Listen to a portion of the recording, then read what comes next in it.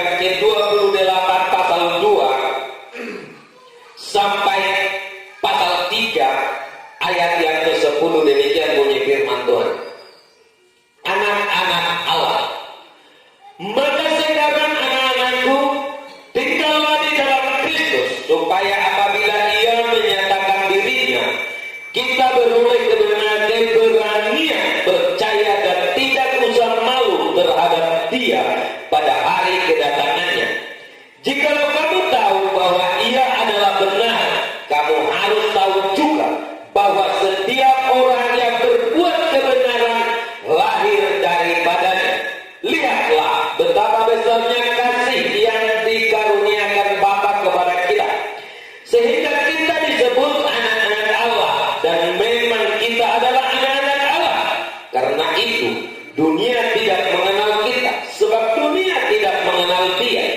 Saudara-saudaraku yang kekasih, sekarang kita adalah anak-anak Allah, tetapi belum nyata apa keadaan kita kelak. Akan tetapi kita tahu bahwa apabila Kristus menyatakan dirinya, kita akan menjadi sama seperti Dia, sebab kita akan melihat Dia dalam keadaannya yang sebenarnya. Setiap orang yang menaruh pengharapan itu kepadanya menyucikan diri sama seperti Dia yang adalah suci. Setiap orang yang berbuat dosa melanggar juga hukum Allah, sebab dosa ialah pelanggaran hukum Allah. Dan kamu tahu bahwa Ia telah menyatakan dirinya supaya Ia menghapus segala dosa, dan di dalam Dia tidak ada dosa. Karena itu setiap orang yang tetap berada di dalam Dia tidak berbuat dosa lagi. Setiap orang yang tetap berbuat dosa tidak melihat dan tidak mengenal Dia. Anak-anakku, janganlah membiarkan seorang pun menyesatkan kamu. Barang siapa yang berbuat kebenaran adalah benar, sama seperti Kristus adalah benar. Barang siapa yang tetap berbuat dosa berasal dari iblis, sebab iblis berbuat dosa dari mulanya.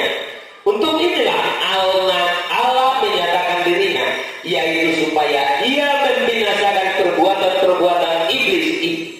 Setiap orang yang lahir dari Allah tidak berbuat dosa lagi, sebab penilaian tetap ada di dalam Dia, dan Ia tidak dapat berbuat dosa karena Ia lahir dari Allah.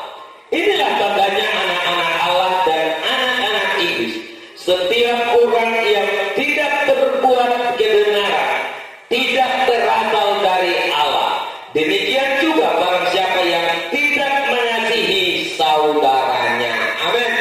Bapak Ibu saudaraku yang dikasihi Tuhan Yesus Kristus, firman Tuhan pada saat ini membawa kita, mengajar kita bersama-sama untuk mengetahui status kita masing-masing. Status kita sebagai anak-anak Allah, warga kerajaan Allah. Amin. Warga kerajaan surga, warga kerajaan Allah. Status kita adalah anak-anak Allah. Di dalam ayat yang ketiga, di sini dikatakan Bapak Ibu saudaraku yang dikasihi Tuhan Yesus Kristus. Di dalam ayat yang pertama sampai ayat yang ketiga dikatakan di sini, lihatlah betapa besarnya kasih yang dikaruniakan Bapa kepada kita, sehingga kita disebut anak-anak Allah, dan memang kita adalah anak-anak Allah. Karena itu dunia tidak mengenal kita, sebab dunia tidak mengenal Dia. Saudara-saudaraku yang kekasih, sekarang kita adalah anak-anak Allah, tetapi belum nyata apa keadaan kita kelak.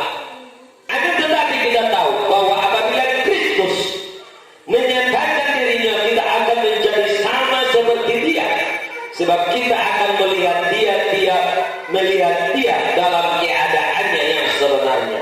Setiap orang yang menaruh pengharapan itu kepada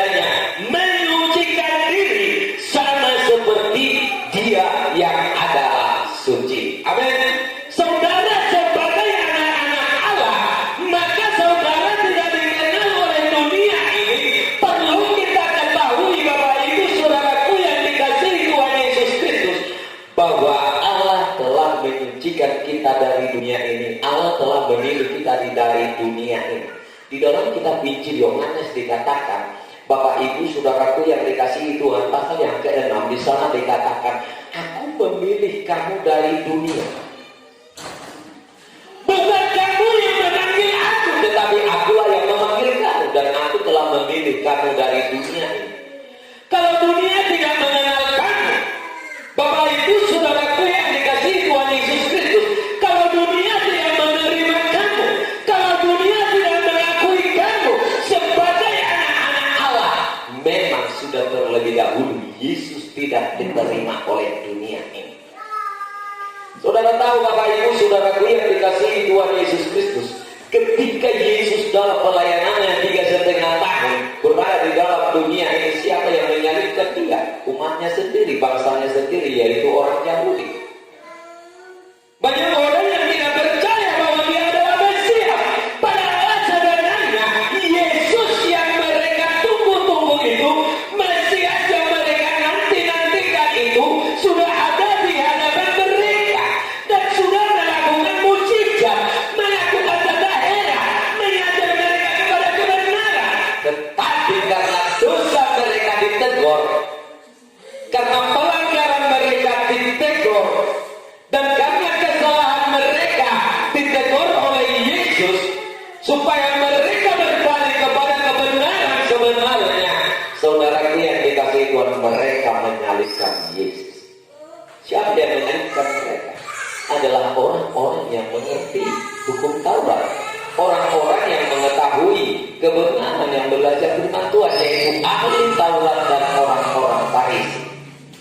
Bagi kita sebagai anak-anak Allah, perlu kita ketahui pada saat ini Bapak Ibu Saudaraku yang dikasihi Tuhan, bahwa kehidupan kita telah memiliki status anak-anak Allah yang sesungguhnya.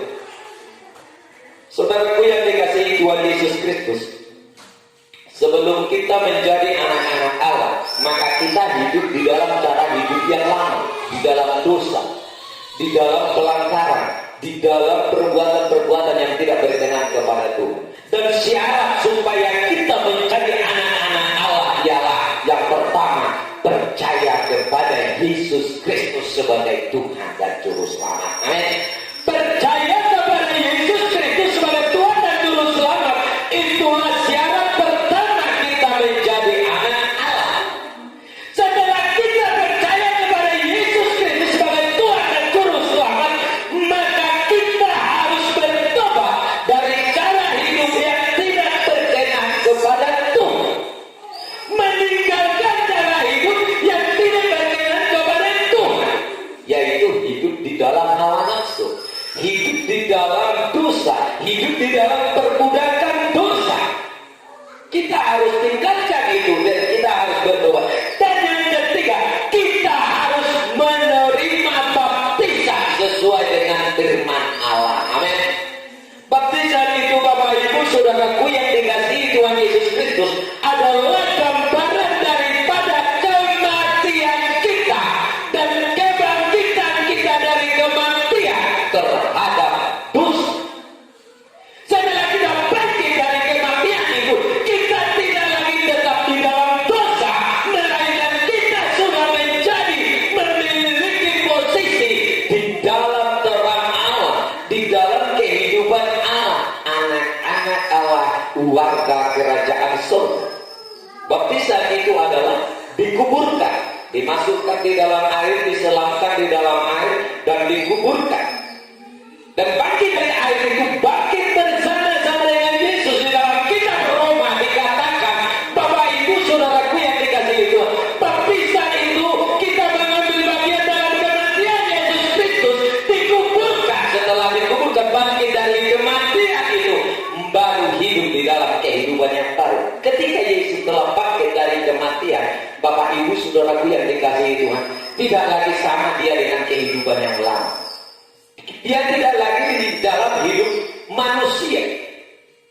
Dia tidak mengenakan manusia itu lagi, di mana tadinya dia lahir dari seorang perempuan, dan dia tidak lagi dibanggakan lahir dari perempuan itu, tetapi dia menjadi anak Allah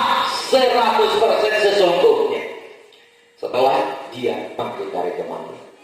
Memang Bapak Ibu Saudaraku yang dikasih Tuhan, tadinya sebelum dia mati di kayu salib, dia adalah anak Allah 100% meskipun dia adalah manusia 100%.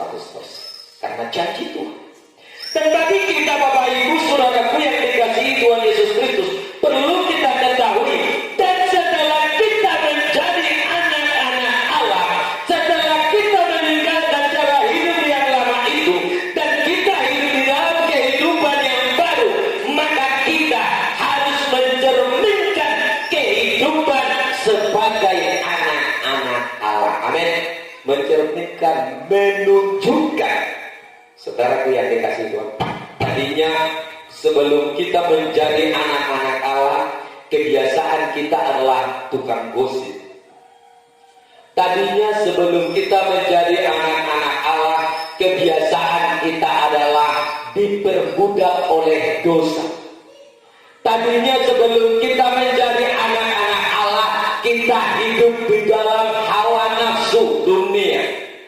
Tetapi setelah kita menjadi anak-anak Allah, kita harus mencerminkan kehidupan. Ciri-ciri anak Allah itu adalah dipimpin oleh Roh Allah. Amin.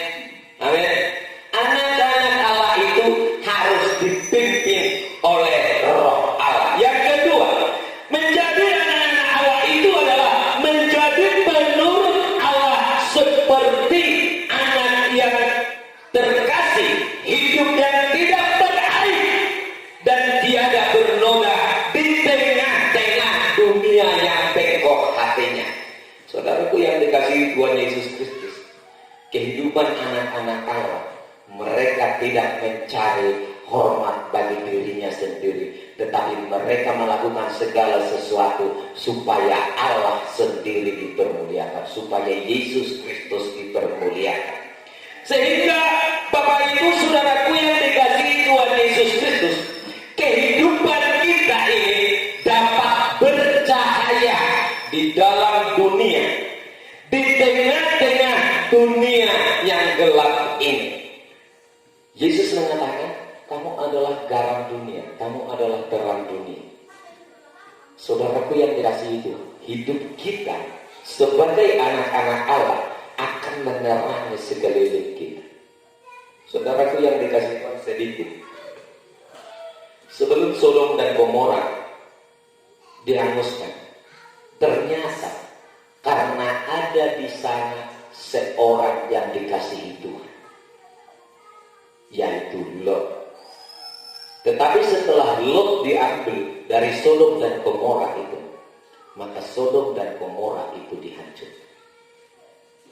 Kehidupan kita sebagai anak-anak Allah Bapak Ibu Saudaraku yang dikasihi Tuhan Yesus Kristus harus memberi dampak dan memberi faedah, memberi arti bagi sekeliling kita.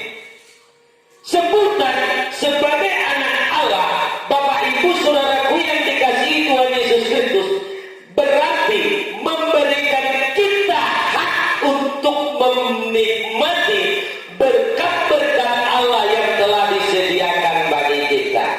Berkat Allah yang telah disediakan bagi kita Bapak Ibu Saudaraku yang dikasihi Tuhan adalah pertolongan Tuhan yang selalu baru setiap hari di dalam kehidupan kita. Amin.